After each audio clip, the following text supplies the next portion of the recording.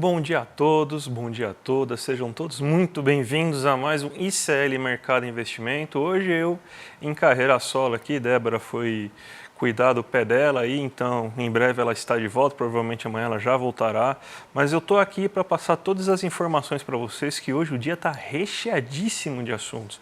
Saíram diversos dados na economia brasileira, você tem o relatório Focus finalmente sendo divulgado, a inflação aí do mês de fevereiro, para a gente já entender o que subiu, o que caiu, então quais são os principais produtos que a gente deve observar que impactaram mais a inflação.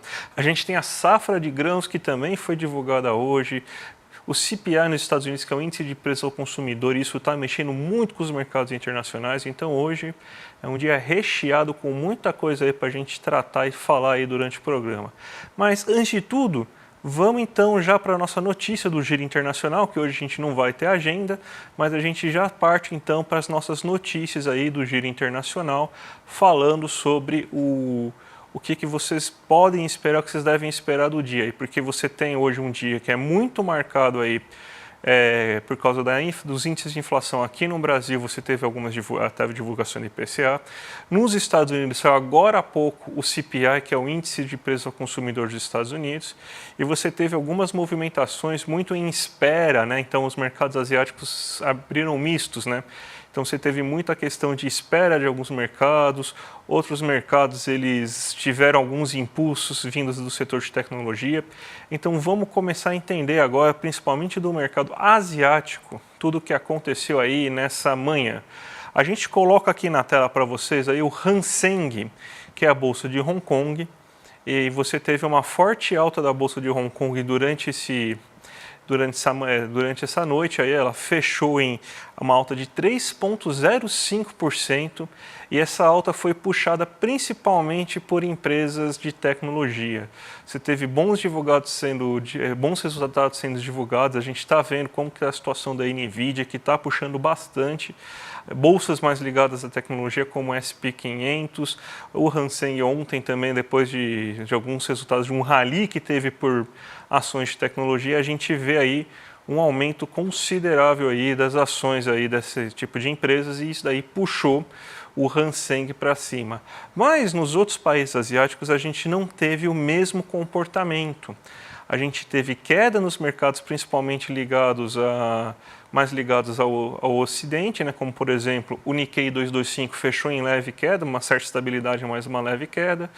O Xangai Composto também fechou com uma leve queda aí durante essa manhã, justamente porque existia, né, uma apreensão muito forte sobre como sairia os dados do índice de preço dos Estados Unidos, que vieram dentro do esperado. Isso aí reduziu um pouco as emoções do mercado, vamos dizer assim. Então você teve um certo resultado um pouco melhor aí a gente já tem abertura de bolsas aí positivas aí, principalmente nos Estados Unidos, aqui no Brasil também a bolsa começou positiva depois dessas divulgações. Então isso daí ajudou a acalmar um pouco o mercado, que estava com medo de uma inflação acima do esperado, mas a inflação veio bem dentro do esperado, o que deve significar que pelo menos não deve ocorrer nenhuma sinalização de uma possibilidade de alta da taxa de juros. Isso aí deve ter, inclusive, reduzido a taxa de juros de longo prazo, as treasuries de 10 anos ou mais, né, que a gente mostra aqui para vocês sempre. Então você tem que esse dado sobre a inflação dos Estados Unidos deu uma boa ajudada agora aí nessa situação. Mas vamos agora para o Brasil, porque no Brasil que você tem uma grande quantidade aí de coisas, de informações que saíram, e você tem justamente o Boletim Focus sendo divulgado, né? Então, o Boletim Focus, que costuma sair toda segunda-feira, ele acabou saindo na terça-feira, mas ele mostrou aí que ele continua com o mesmo cenário do que ele estava prevendo antes, né? Mesmo com uma leve alta da inflação aí para esse momento. A gente tem aqui, então, um resumo do que aconteceu no Boletim Focus agora, com uma alta tanto do IPCA quanto do PIB para esse ano. Então você estava com o IPCA previsto de 3,76%, e agora você tem um IPCA previsto de 3,77%. A gente lembra, né, que você teve a divulgação do IPCA e 15, né, nas últimas semanas. Hoje saiu o IPCA fechado, mas a divulgação do IPCA 15 veio um pouco abaixo do esperado, mas com um forte aumento do preço dos alimentos. Você teve também a divulgação de outros índices inflacionários, como o IGPM, a própria cesta básica calculada pelo Diese, o FGV também mostrou sua cesta básica, e em todos esses ambientes a situação foi a mesma, com uma alta do preço dos alimentos, com que impactou bastante a inflação. Então eles fizeram aqui um leve reajuste em relação a isso, então eles subiram um pouquinho, né, a previsão da inflação para esse momento, justamente por causa desse maior impacto dos alimentos que eles acreditam ter, mas a gente ainda está, pelo menos nas previsões aí que o mercado financeiro está fazendo, bem dentro daquilo que está sendo esperado, porque a gente tem então uma meta para ser batida, a meta é de 3%, mas o teto da meta é de 4,25%, então a gente está bem dentro ainda da meta esperada, então a gente tem que ter uma inflação abaixo de 4,25%, se a gente continuar nesse nível aí, de inflação esperada, a gente provavelmente deve fechar com certo conforto o índice esperado aí para esse ano. E você teve um novo aumento do PIB, porque você tem diversos agentes que estão passando agora a reajustar suas projeções para cima, desde as últimas divulgações, aí, principalmente de PMIs do começo do mês, a produção industrial que teve queda mensal, mas mostrou um nível de investimento bem elevado, os resultados do final do ano. Então você teve esses dados aí que fizeram com que aumentasse aí o ânimo com a economia brasileira aí nesse momento. Então você está tendo alguns setores já colocando o PIB, o crescimento econômico do Brasil acima de 2%, alguns bancos grandes já estão realizando essas expectativas para um crescimento mais considerável, então você também tem isso refletindo nos outros agentes do mercado financeiro que estão reajustando sua inflação. Então, em média, você tem esse 1,78% de previsão, mas alguns agentes já chegando inclusive em 2% de previsão do PIB. O câmbio, você continua ele sendo previsto a R$ 4,93 ao final do ano de 2024 e ainda a mesma taxa Selic de final do ano, que mostra que o mercado acredita, inclusive apoia, né, a continuidade da política de redução da taxa Selic, mas no ritmo que ela está, sem nenhuma aceleração. Então, deve-se manter ainda o ritmo de queda de 0,5 ponto percentual a cada nova rodada, a cada nova reunião que o Copom fizer aí nesse momento. Se a gente falou agora da expectativa da inflação, a gente pode passar para falar da inflação em si, porque foi divulgada agora nessa manhã a inflação de fevereiro. Você teve alta principalmente da educação, a gente viu que na inflação de janeiro esse índice de educação ainda não tinha sido captado pelos dados, então você tem que agora, pelo menos nesse momento, o grupo de educação teve a alta esperada, acima de 5%, inclusive acima da inflação do ano passado, mostrando que teve uma recuperação de perdas aí, isso daí era até esperado, porque os reajustes costumam ser redondos, então eles costumam ser sempre acima, um pouquinho acima da inflação. É um momento também que os empresários procuram melhorar sua margem de lucro e fazem isso via reajustando a inflação acima do esperado. E você tem também o peso dos alimentos e dos combustíveis nesse mês. Então, enquanto você teve os combustíveis atuando nos últimos meses para arrefecer, para tornar menores as pressões inflacionárias nos últimos meses, devido à cobrança agora integral do ICMS por parte de estados e municípios, né? Então agora voltou-se a situação pré-Bolsonaro, aqui daquele momento que o Bolsonaro e o Paulo Guedes fizeram aquelas medidas de desoneração dos combustíveis para baixar eles artificialmente, tentar ganhar a eleição, né? Que era a medida eleitoreira que a gente viu. Você tem agora a volta da situação normalizada. Então, a gente está com a mesma cobrança de impostos e tudo mais sobre os combustíveis. Então, você teve uma alta dos principais combustíveis, principalmente gasolina e etanol, nesse mês aí de fevereiro. Isso aí impactou a inflação e a gente teve também os alimentos.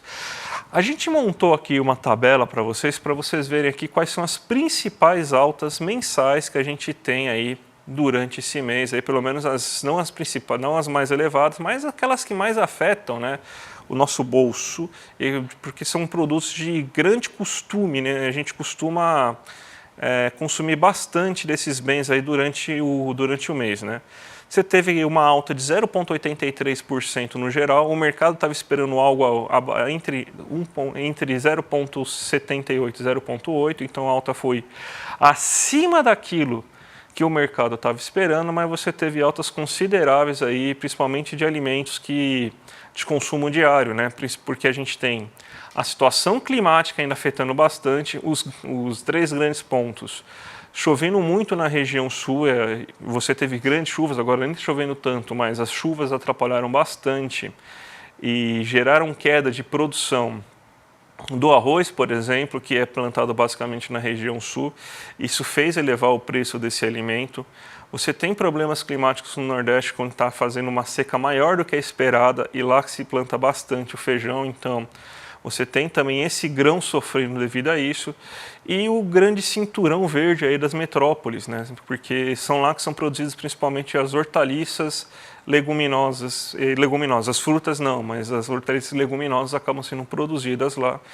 Isso aí está elevando o preço dessa categoria de bens. Então a gente tem essa tempestade perfeita para fazer com que quase todos os alimentos de consumo diário acabem se elevando com o preço. A gente pega aqui alguns exemplos para a gente falar mais, né, como o arroz, que cresceu 3,69%, feijão acima de 5%. A batata estava crescendo bem mais, a gente já tem uma certa desaceleração do crescimento do preço da batata, que estava crescendo acima de 20%, 25% nos últimos meses, mas está crescendo agora 6,79% o preço da batata em fevereiro. O tomate ficou instável, 0,09%, a cebola cresceu 7,37% e a cenoura 9,13%.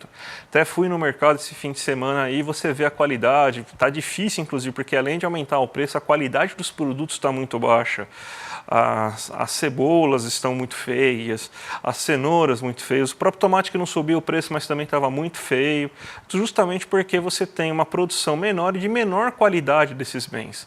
Hortaliças também teve um aumento de 2,31%, as frutas de 3,74%. O único item mais relevante que teve uma queda aí foi o de carnes. As carnes caíram 0,58% aí nesse mês. Você tem, então, que dos alimentos, quase todos esses alimentos de consumo, que fazem inclusive parte da cesta básica do Diese, a grande maioria deles, você teve uma alta e a gente sempre teve, pelo menos, que os combustíveis acabaram arrefecendo a inflação nesses últimos meses, só que agora eles voltaram a fazer parte aí e ajudaram a aumentar a inflação. A gente teve uma alta de quase 3% da gasolina, de mais de 4,5% do etanol, e de 0,14% do diesel. Isso aí encareceu ainda mais o custo de vida do brasileiro, e isso daí fez com que você tivesse uma inflação maior registrada nesse mês de fevereiro. E você teve também os cursos, que de maneira geral subiram quase 5%, mas você teve cursos aí, por exemplo, que subiram mais do que 6%, mais do que 7%. Quando a gente fala de cursos, a educação infantil, o ensino médio, que é educação fundamental, ensino médio, ensino superiores, cursos técnicos de línguas e tudo mais. Então esses cursos se elevaram consideravelmente. Então foi isso que fez com que a inflação acabasse se elevando aí consideravelmente nesse mês aí de fevereiro. A gente sempre monta, né, para vocês, inclusive, né, aquele gráfico, né, que é cálculo meu, que mostra como que a inflação afetou os diversos ramos, né, os diversos grupinhos que a gente observa aí nesse que a gente observa que a gente gasta geralmente o nosso dinheiro, né? O açougue, mesmo com a queda da carne, a gente teve um aumento da carne de frango. Então você teve então que o açougue cresceu, teve um aumento do preço de 0,12%, um aumento bem baixo se a gente observar. E em 12 meses é o nosso melhor resultado. Então as carnes continuam num patamar bem baixo, a gente está pagando 7,3% a menos nas carnes do que a gente pagava anteriormente. A feira é nosso grande vilão, porque justamente são esses itens que estão crescendo muito, né? Hortaliças, frutas, verduras, tubérculos, leguminosas. Então são esses itens aí que você está tendo esse grande problema agora.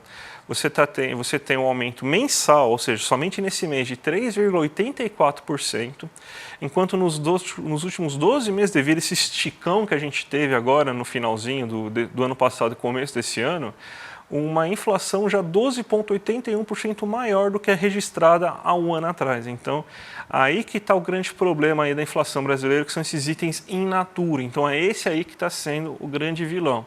Porque se a gente pegar o mercado como um todo, que a gente não consome somente os hortifrutis, a gente consome também no mercado a carne, porque tem açougue dentro do mercado, a gente consome itens de limpeza, a gente consome panificados, a gente consome bebidas, a gente consome outras coisas.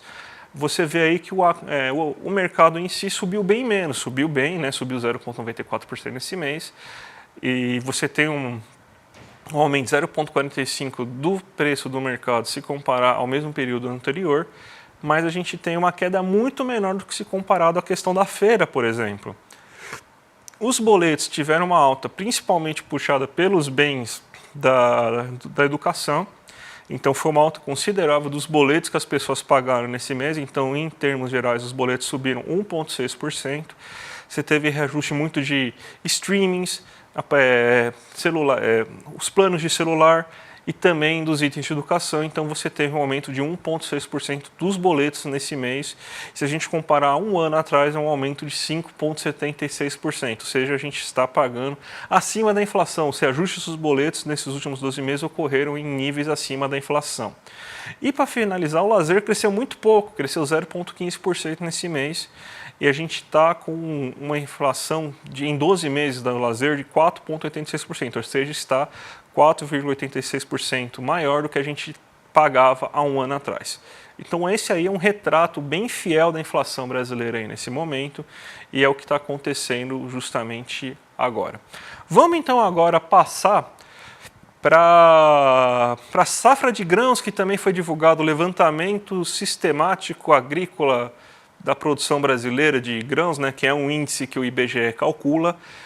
Você tem ainda que os problemas climáticos devem afetar a safra de grãos, principalmente daqueles grãos que são produzidos para exportação, né, que é basicamente milho e trigo, né. Você tem duas situações que vão prejudicar a safra de grãos esse ano. Primeira, que você tem menos terras, principalmente para o milho, que vão ser destinadas ao plantio do milho, algumas terras que vão ser destinadas desse plantio do milho para produções de alimentos internos. Acredite você, o agro quer aumentar um pouquinho a produção de alimentos internos, mas não é porque eles são bonzinhos, é porque o preço está muito elevado, então eles estão considerando que vale a pena aumentar a produção de arroz e feijão para aproveitar essa alta do preço pelo menos por algum tempo, enquanto você não consegue aí recompor esse mercado de milho. E o segundo ponto é que você também tem um desestímulo de um aumento na quantidade de milho plantada, ou seja, até por isso que eles vão usar essas áreas plantadas para você ter maior produção de arroz e feijão, porque alguns mercados eles já estão se recuperando. A gente se aproveitou muito da Ucrânia, que era um grande vendedor de milho para a Europa. A Ucrânia ainda não está se recuperando, mas os Estados Unidos tiveram grandes problemas climáticos nos últimos anos e a gente pegou muito mercado norte-americano também na produção de milho. Então o milho começou a ser um grande motor, inclusive assegurou a agropecuária brasileira num ano que você teve uma forte chuva no sul do país e secas na região do Mato Grosso, que fez despencar a produção de soja. Então foi o milho que acabou segurando a agropecuária brasileira aí durante o ano de 2022, quando você teve essa queda. Então agora você tem os mercados de milho se recuperando e então você tem uma concorrência maior e está desestimulando aí essa produção de milho, e você deve ter uma produção bem menor, além, claro, também dos problemas climáticos que estão arrebentando as produções agrícolas no Brasil. Se está sofrendo nos alimentos que a gente consome internamente, você também vai ter um efeito nos alimentos que a gente consome externamente. A gente tem um gráfico aqui para mostrar para vocês aqui, ó, como que está a variação estimada da produção de grãos. Você tem que o arroz e o feijão são os que vão ter uma alta mais considerável, né? Justamente você tem uma alta de 1,3% da produção de arroz estimada, né, de 4,7% da produção de feijão de primeira safra e de 20,7% da produção de feijão de segunda safra.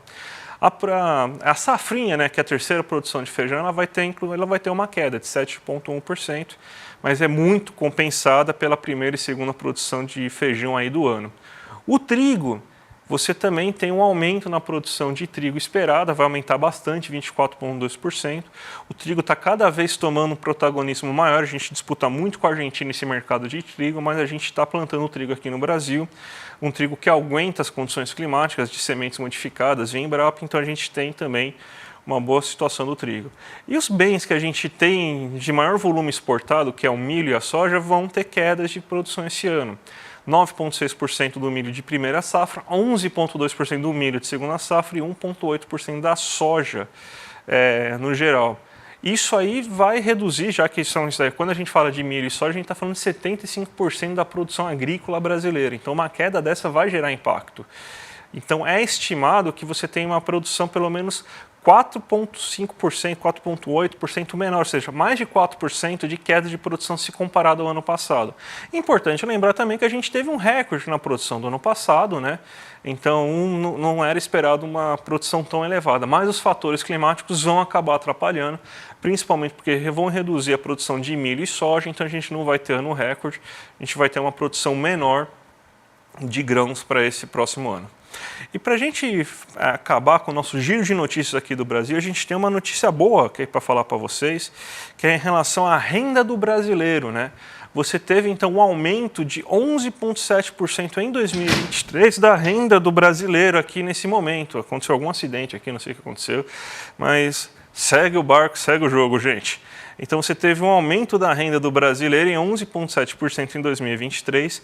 Essa é a maior renda desde que o Plano Real foi iniciado. Para vocês terem uma ideia, uma das coisas que o Plano Real fez e beneficiou muito o brasileiro em 94 foi que você, graças à queda da inflação, você começou a dar poder de compra, ou seja, ganho real do salário do brasileiro. Isso aumentou consideravelmente o salário com a questão da controle inflacionário.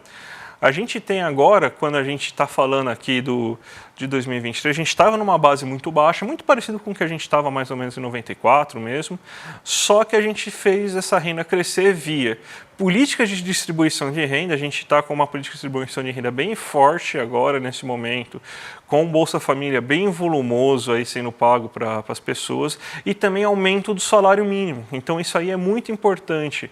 Então esse é um ótimo dado que o governo Lula está trazendo aí para a gente, porque aumento de renda aí é uma coisa que ajuda bastante, as pessoas vão acabar utilizando isso com o consumo de maiores serviços, de maior comércio. Isso daí vai estimular a indústria a produzir mais, então é um bom resultado que a gente tem agora nesse momento. Então vamos agora, eu vou colocar aqui na minha tela o giro de mercado aqui para a gente fechar o dia de hoje, porque a gente teve aí um mercado que está bem animadinho no dia de hoje, aqui está na minha tela inclusive já. Se vocês puderem colocar aí, muito obrigado. Está aqui na minha tela aqui o giro de mercado de hoje, que você tem que o Ibovespa está se recuperando, ontem já se recuperou com a alta da Petrobras, inclusive você teve um aumento na cotação aí da Petrobras, porque teve muita choradeira, muita chiadeira, e aquele movimento foi muito para dar mais recado lá, que o mercado não gostou daquilo, mas a queda foi exagerada. Então a gente já começa a ter uma recuperação aí dos ativos da Petrobras, mesmo com uma bolsa, uma Vale, né? Não conseguindo ter uma boa recuperação, porque o minério de ferro está muito baixo lá, mas a gente tem uma volta e também impulsionada pelas notícias de Nova York. Então Nova York também puxando o mercado brasileiro, porque sem o aumento das Treasuries você tem mais liquidez aí para mercados emergentes aí. Então você tem essa alta. A Nasdaq está subindo 0,93%, o S&P 500 0,84%. Os dois puxados pelo aumento, pela queda da aversão ao risco, ou seja, mais gente querendo tomar um pouco mais de risco por causa da notícia aí da inflação dos Estados Unidos, que deve fazer com que fique adiada, pelo menos adiada, a decisão de aumentar juros. Inclusive pode colocar no radar, no médio prazo, de novo, uma queda na taxa de juros da economia americana. E você também tem na S&P 500 o efeito de ações de tecnologia também impulsionando aí a empresa nesse momento. Os mercados asiáticos que ficaram bem cautelosos, você vê aí que os dois mercados asiáticos, diferente do que a gente mostrou no começo, fecharam em leve queda, né, mas muito por causa que você estava tendo um comportamento bem tímido, um comportamento bem de espera para saber o que ia acontecer aí no mercado americano hoje com essa decisão, com essa divulgação da inflação dos Estados Unidos, que pode nortear a política de taxa de juros para lá para o curto prazo. O dólar está caindo, está 4,97, muito puxado também pelo aumento do Ibovespa. Então, geralmente, quando o Ibovespa cai, entra mais capital aqui, você torna então a moeda mais valorizada, o real mais valorizado, então você tem geralmente quedas na taxa de câmbio quando você tem esse movimento. Movimento, inclusive, que está indo um pouco contra, porque o DXY está subindo, então o dólar está se valorizando perante os pares, mas o Brasil está indo na contramão aqui. E você tem um aumento do Brent também que está ajudando um pouco nossas ações aí da Petrobras, por exemplo, que estão sendo valorizadas. Tá certo, gente? Vamos então agora falar aqui para finalizar, dando nossos recados finais aí, porque hoje tem... a gente vai passar aí na íntegra, logo depois do rolê ICL, nossa superprodução, o primeiro capítulo da nossa superprodução, Máquina de Moer Reputações. Então vocês confiram aí, não sei se vai ter algum videozinho para a gente passar ou não, mas vocês vão ter aqui pelo menos... Então vão até passar um videozinho para vocês já terem um gostinho aí do que vai acontecer, então vamos passar aí o vídeo, gente. Prepare-se para uma série que expõe as maquinações da extrema-direita, disposta a destruir reputações para alcançar seus objetivos. O primeiro episódio da mais nova série documental do ICL, Máquina de Moer Reputações, vai falar sobre a história da maior ativista do direito das mulheres do Brasil, Maria da Penha, a mulher que virou lei. Maria da Penha lutou incansavelmente por quase 20 anos para que seu ex-marido fosse preso e pagasse pelas agressões físicas que a deixaram numa cadeira de rodas e psicológicas que a marcaram por toda a vida. Anos depois de sua condenação, o agressor está livre e sendo promovido como uma vítima por aqueles conservadores da extrema-direita. Vamos defender a dignidade e a verdade das vítimas dessa máquina de moer reputações. Acesse agora mesmo icl.com.br e assista à produção exclusiva Máquina de Moer Reputações. Imperdível, gente. Então, logo depois do rolê ICL, vocês têm aí, então, o primeiro capítulo na íntegra do Máquina de Moer Reputações, aí, nossa série exclusiva. E se você quiser ver mais, gente, assina aqui o ICL, você sabe que a gente tem mais de 250 cursos, eu dou curso lá. Então é sensacional realmente a plataforma que você está ajudando a financiar a gente, inclusive, toda essa estrutura e financiar mais produções que nem essa aí do Máquina de Moer Gente. Então vale muito a pena. Aqui o link aqui embaixo, iclmercado.com.br, clica aqui e se inscreva aí no icl.com.br para você ter acesso a todo o nosso conteúdo. Então vou entregar aí para os nossos vizinhos, William De Luca e Guga Noblar agora, para eles fazerem o rolê ICL. Amanhã a gente está de volta às 11 horas da manhã. A Débora, se tudo der certo, sem o RoboFoot dela, com o pezinho dela já inteiro. E vocês ficam logo depois do rolê ICL aí com a nossa superprodução. Então tá certo, gente? Um abraço e até amanhã. O objetivo é limpar a cena do crime para a macharada. E o trabalho deles era assassinar reputações.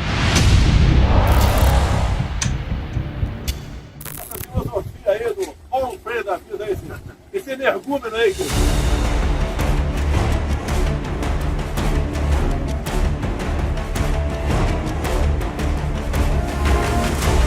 A família Bolsonaro tinha todo um esquema montado para atacar opositores virtualmente. Mas se a gente for lembrar, foi exatamente essa estrutura de questionamento que colocou em xeque as eleições de 2022. E deu no que deu.